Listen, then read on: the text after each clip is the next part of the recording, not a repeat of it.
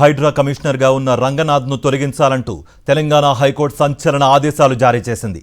ఓ secretary rank స్థానంలో ఉన్న ఉన్నతాధికారి కోర్టు ఉత్తర్వులను ధిక్కరించడం సబబేనా అంటూ ప్రశ్నించింది న్యాయస్థానం.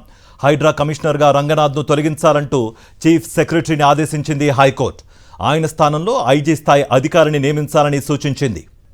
ఇదే అంశానికి సంబంధించి మరింత సమాచారం మా ప్రతినిధి సాయి కిరణ్ అందిస్తారు. సాయి కిరణ్, ఆల్రెడీ హైకోర్టు ఆదేశించింది సిఎస్ని. దీనికి సంబంధించి కేసులో ఉన్న డెవలప్మెంట్స్ ఏంటి? మీ దగ్గర ఎటువంటి సమాచారం ఉంది?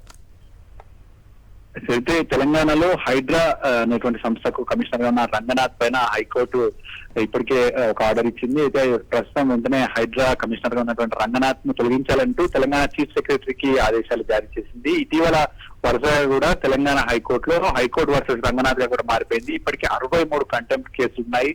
63 కోర్టు ధిక్కరణ కేసులలో రంగనాథ్ ఉన్నారు. సో ఇటీవల వరుసగా కూడా లోతుకుంట భూముల ఇష్యూలో కూడా 3 కోర్టు ధిక్కరణ కేసుల్లో కూడా రంగనాథ్ పై హైకోర్టు చివాట్లు పెట్టింది. రంగనాథ్ తనకు తాను సూపర్ కాప్ లా భావిస్తున్నాడు. హైడ్రా అనేటువంటి ఒక సంస్థను ఏర్పాటు చేసిన తర్వాత ఆయన అన్ని డిపార్ట్మెంట్లలో కూడా వేలు పెట్టేసి అన్ని డిపార్ట్మెంట్లు తానే అనుకున్నట్టుగా ఏకచక్రాధిపత్యం వహిస్తున్నాడు అనేటువంటి హైకోర్టు తీవ్ర వ్యాఖ్యలు చేసింది. లోతుకుంట భూముల విషయంలో కూడా హైడ్రా ఇప్పటికే 3 సార్లు అక్కడికి ఆ జోలికి వెళ్ళకూడదని చెప్పినా కూడా మళ్ళీ వెళ్ళి అక్కడ ఫెన్సింగ్ వేయడం అవన్నీ కూడా ఏంటంటే అక్కడ శాంత శ్రీరామ్ కన్స్ట్రక్షన్స్ వాళ్ళు కోర్టు ధిక్కరణ పిటిషన్లు కూడా వేశారు వరుసగా. సో అట్లాంటి సమయంలో కూడా హైడ్రా రంగనాథ్ పైన హ్యాబిచువల్ అఫెండర్ గా మారిపోయాడు రంగనాథ్ అనేటువంటి వ్యాఖ్యలు కూడా హైకోర్టు చేసింది. అంటే తరచూ నేరాలు చేసేటువంటి నేరస్తుడిగా మారిపోయాడు. అంటే కోర్టు ధిక్కరణకు అలవాటు పడిపోయాడు.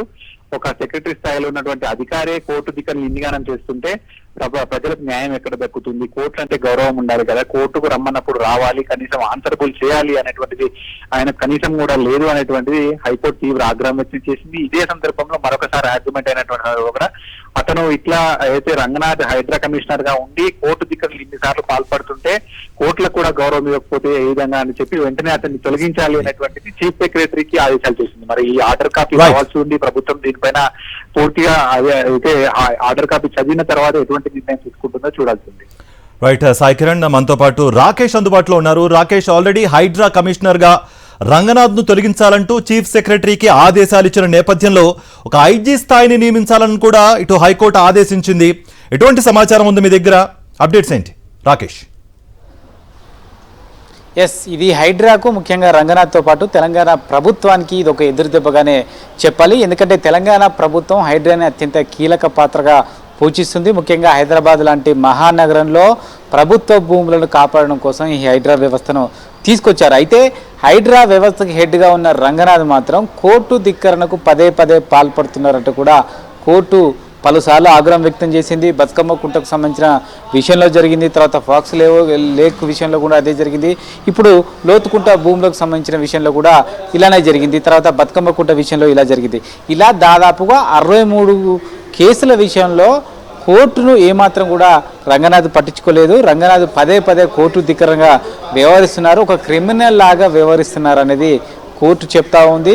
కోర్టు చాలాసార్లు సమయం ఇచ్చింది, అవకాశం ఇచ్చింది, కానీ ఏ విషయంలో కూడా రంగనాథ్ పట్టించుకోలేదు. ఇది ఉద్దేశపూర్వకంగా జరిగిన వ్యవహారంగానే భావిస్తున్నాం, ఇది ఒక క్రిమినల్ చర్యగానే మేము భావిస్తున్నామంటూ కూడా కోర్టు ఈ సందర్భంగా వ్యాఖ్యానించిందని కూడా చెప్పుకోవచ్చు. ముఖ్యంగా లోతుకుంట భూముల వ్యవహారంలో అఫిడవిట్ దాఖలు చేయాలని చెప్పినప్పటికీ ఎందుకు హైడ్రా దీని విషయంలో తాత్సారం చేసింది? పూర్తి వివరాలు ఎందుకు దాఖలు చేయలేకపోతా ఉంది?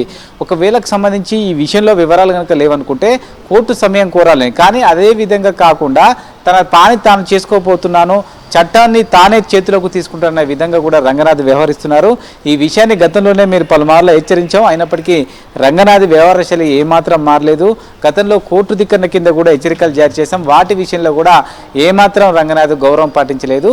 ఇది ఉద్దేశపూర్వకంగా కోర్టును అగౌరవపరిచే విధంగా కూడా రంగనాథ్ ఉద్దేశపూర్వకంగా జరుగుతున్నది. కాబట్టి ఖచ్చితంగా తగిన చర్యలు తీసుకోవాల్సిందే. వెంటనే హైడ్రా అధినేతగా ఉన్న రంగనాథ్ను తొలగించాలి. ఆయన స్థానంలో సెక్రటరీ స్థాయి ఒక అధికారికి బాధ్యతలు అప్పగించినట్టు కూడా ప్రస్తుతం అయితే హైకోర్టు అయితే ఆదేశాలు జారీ చేసింది. అయితే పూర్తి కాపీ రావాల్సి ఉంది.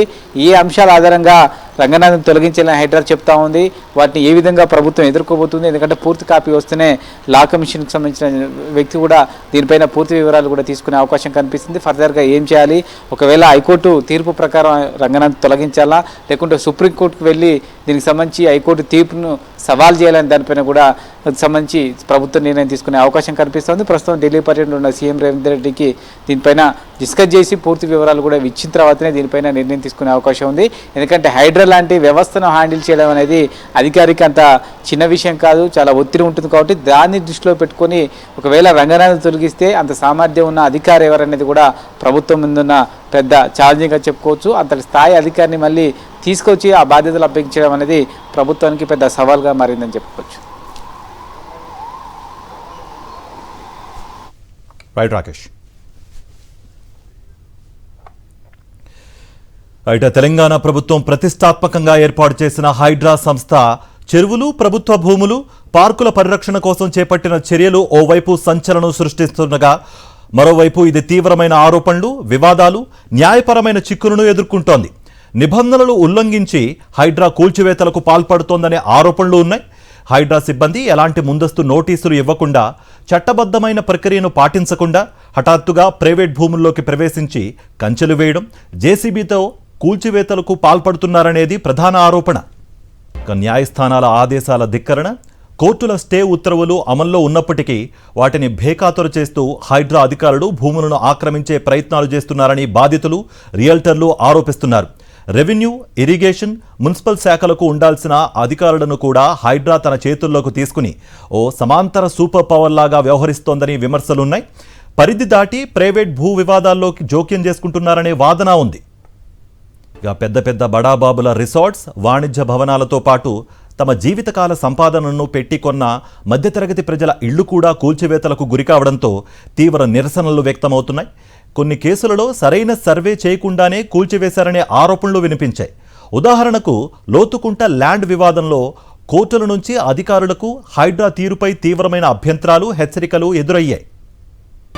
అమీన్పూర్ పరిధిలోని ఐలాపూర్లో నిబంధనలకు విరుద్ధంగా నిర్మించిన ఓ అపార్ట్మెంట్ను ఖాళీ చేయాలని హైడ్రా అధికారులు కేవలం 2 గంటల సమయం మాత్రమే ఇవ్వడం తీవ్ర ఉద్రిక్తతకు దారితీసింది. ముందస్తు సమాచారం లేకుండా అకస్మాత్తుగా వచ్చి ఖాళీ చేయమనడంతో అద్దెదారులు, కుటుంబాలు కన్నీరు మున్నీరయ్యారు. విద్యుత్ సరఫరా నిలిపివేయడంతో లిఫ్ట్ పనిచేయక 5వ అంతస్తు నుంచి సామాగ్రిని మెట్ల ద్వారా మోసుకురావాల్సి వచ్చిందని వాపోయారు వాళ్ళు.